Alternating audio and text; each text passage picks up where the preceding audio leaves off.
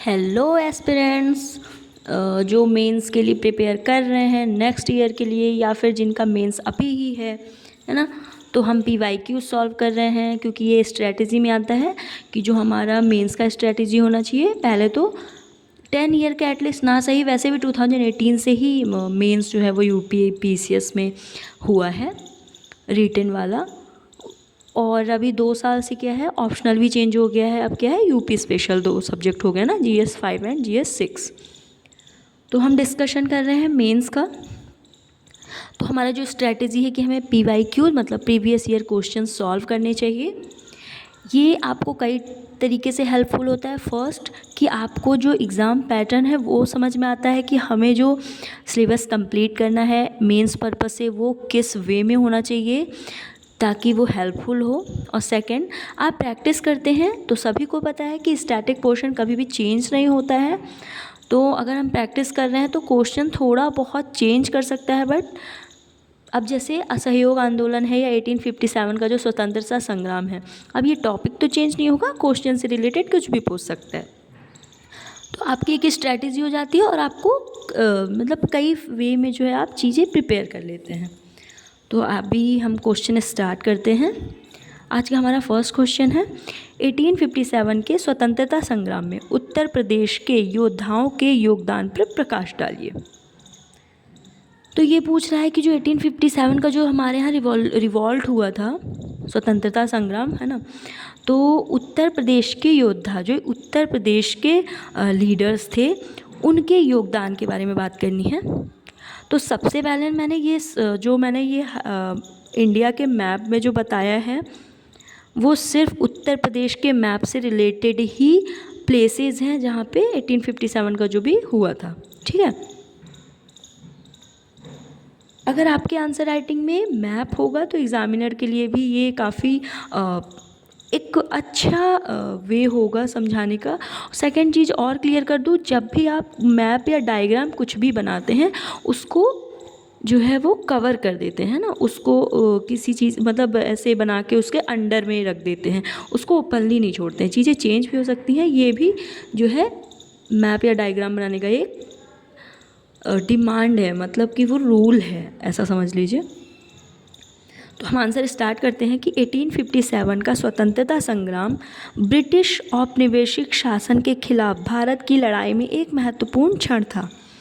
यह संघर्ष 10 मई 1857 को मेरठ में शुरू हुआ, तेज़ी से अन्य हिस्सों में फैला, जिसमें उत्तर प्रदेश भी शामिल था, जो उस समय संघर्ष का गढ़ बना हुआ था, जो अपने योद्धाओं की वीरता और बलिदान का गवाह था। अब हम देख लेते हैं कि उत्तर प्रदेश में जो योद्धाओं का योगदान था वो क्या क्या है। रानी लक्ष्मीबाई, झांसी की रानी, ने अंग्रेज़ों के खिलाफ साहस दिखाया और ब्रिटिश शासन का जमकर विरोध किया। मैंने कलरफुल हाइलाइटर से हाईलाइट किया, बट आपको ऐसा नहीं करना है। आपको क्योंकि आंसर एक ही पेन में इवन लिखना है, तो जो भी अगर आपको कुछ वर्ड्स या पॉइंट्स या हेडिंग लिखे वो आप अंडरलाइन कर देंगे पेन के थ्रू ही, ठीक है। मंगल पांडे, बलिया के मंगल पांडे पहले स्वतंत्रता सेनानियों में से एक, जिन्होंने अंग्रेज़ों के खिलाफ विद्रोह की शुरुआत की। बहादुर विद्रोह, बख्त खान दिल्ली में सेना का प्रमुख कमांडर थे। नाना साहब ने कानपुर में नेतृत्व किया, ब्रिटिश सैनिकों का नरसंहार किया। तात्या टोपे सेना में सेनापति थे। अली मुल्लाह खान ने बरेली में विद्रोह का नेतृत्व किया। ये सारे जो प्लेसेस हैं वो हमारे मैप में आपको दिखेंगे, मिल जाएंगे। किसान विद्रोह, बाबा रामचंद्र जैसे नेताओं ने किसान विद्रोह का नेतृत्व किया, जो दमनकारी ब्रिटिश नीतियों के खिलाफ ज़मीनी स्तर पर असंतोष को दर्शाता है। मौलवी लियाकत अली ने इलाहाबाद में भूमिका निभाई। फिर इसके बाद हम निष्कर्ष पे आ जाते हैं, क्योंकि ये 200 वर्ड्स का है तो आपको अगर कुछ अलग से एक्स्ट्रा इंक्लूड करना है तो वो भी आप कर सकते हैं।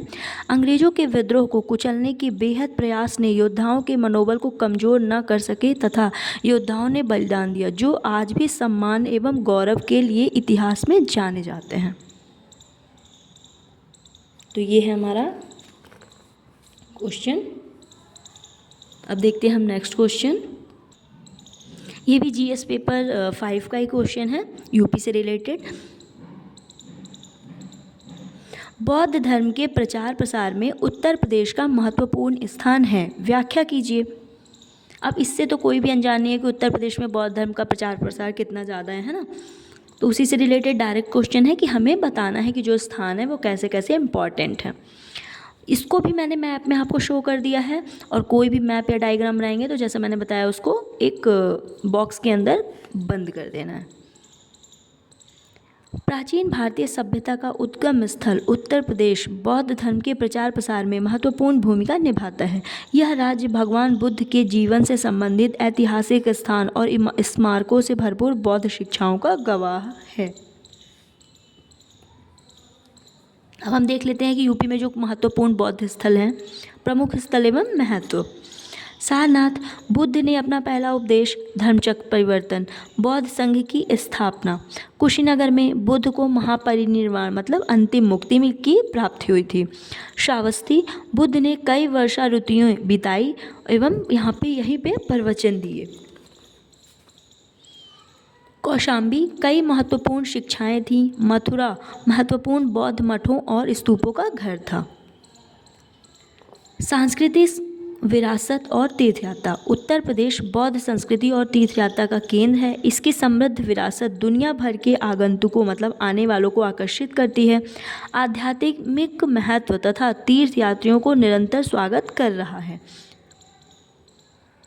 अभी भी आप देखते होंगे, आप सारनाथ वगैरह चले जाइए, कितने आपको फॉरेनर्स दिखेंगे, इवन चाइना से, है ना, जो भी बौद्ध से रिलेटेड है। ना सिर्फ अनुयायी आते हैं बल्कि ये आकर्षण का भी केंद्र है, तो लोग दर्शन करने भी आते हैं। कोई अगर समिट वगैरह हो जाए इंडिया में तो वो लोग भी G20 का भी जब समिट हुआ था तो बनारस भी उसका एक पार्ट था, तो उस टाइम भी यहाँ पे काफ़ी ज़्यादा पब्लिक थी जो बौद्ध से रिलेटेड थी। विरासत एवं वैश्विक प्रभाव, बौद्ध कला एवं संस्कृति जैसे स्तूप, सांची एवं भरहुत का गुफा मंदिर जैसे चट्टानों को काट कर बनाया जाता था। एग्जाम्पल है अजंता, एलोरा एवं कार्ले में। चैत्य एवं विहार, मूर्तिकला में गांधार एवं मथुरा कला, जातक कथाओं का चित्रण, भित्ति चित्र जो कि दीवारों पर बनाए जाते थे। बौद्ध संस्कृति, अहिंसा और कर्म, शिक्षा एवं दर्शन, कला प्रसार न सिर्फ भारत बल्कि वैश्विक रूप से भी आकर्षण का केंद्र बना हुआ है। ये हमने देख लिया क्वेश्चन। अब हम नेक्स्ट क्वेश्चन की बात करते हैं। अब आज मैंने 3 क्वेश्चंस पे डिस्कशन किया है। आई थिंक मुझे थोड़ा फास्ट करना चाहिए ताकि जल्दी सिलेबस जो भी प्रीवियस ईयर के क्वेश्चन है वो कंप्लीट हो जाए। अदर पेपर्स भी हम सॉल्व करेंगे जैसे MPPSC, UPSC। इनको सॉल्व करने का यही नहीं है कि आप पर्टिकुलर सिर्फ स्टेट का सॉल्व करेंगे। हम जो भी क्वेश्चन सॉल्व करेंगे, क्योंकि स्टैटिक पोर्शन ऑलमोस्ट सेम होता है सबका, तो स्टेट वालों को भी हेल्पफुल होगा। तो अगर हम UPPCS के लिए कर रहे हैं लेकिन GS 4 पेपर तक है, जैसे GS 1, 2, 3 और 4, तो वो सभी PSC में काम आएगा। क्वेश्चन है, उत्तर प्रदेश में भूमि सुधारों के विभिन्न चरणों की विवेचना कीजिए। भूमि सुधारों से भूमिहीन कृषि मजदूर कैसे लाभान्वित हुए। क्वेश्चन 2 पार्ट में डिवाइड होता है कि कौन कौन से चरण हैं उनकी विवेचना करना है, फिर उससे कृषि मजदूर कैसे लाभ प्राप्त किए, मतलब उन्हें कैसे फ़ायदा हुआ। 1950 के दशक की शुरुआत में उत्तर प्रदेश में स्वतंत्रता के बाद सामंती भूमि स्वामित्व के मामले देखते हुए भूमि सुधार किया। आवश्यकता थी जमींदारी प्रथा को समाप्त करने, सामंती शोषण को कम करने तथा भूमिहीन किसानों को सशक्त बनाने की। उत्तर प्रदेश में भूमि सुधार के 3 चरण हैं। चरण 1 1950-70। इस चरण में 1950 के उत्तर प्रदेश में जमींदारी उन्मूलन और भूमि सुधार अधिनियम ने जमींदारी को समाप्त कर दिया, भूमि का पुनर्वितरण किया, लेकिन कार्यान्वयन थोड़ा धीमा और वितरण जो है असमान था। ये एक नेगेटिव पॉइंट है उसका। जो दूसरा चरण है 1970 to 1990। 1972 के यूपी टेनेंसी एक्ट और 1975 के UP consolidation of holdings act जैसे नए भूमि सुधार कानूनों का उद्देश्य भूमि को पुनर्वितरित करना और होल्डिंग्स को समेकित करना था।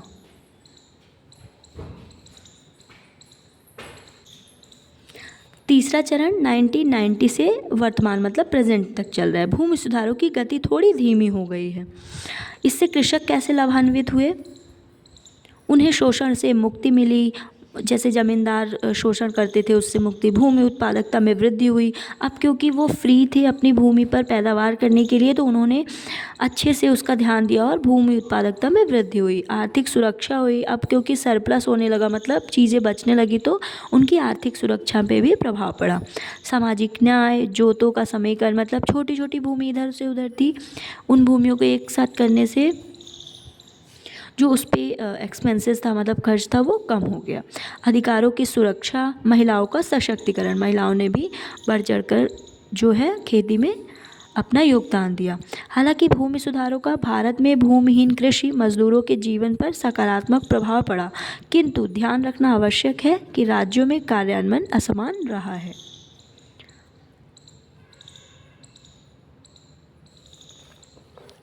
ये हमारा क्वेश्चन कंप्लीट होता है। Okay for today. Thank you so much.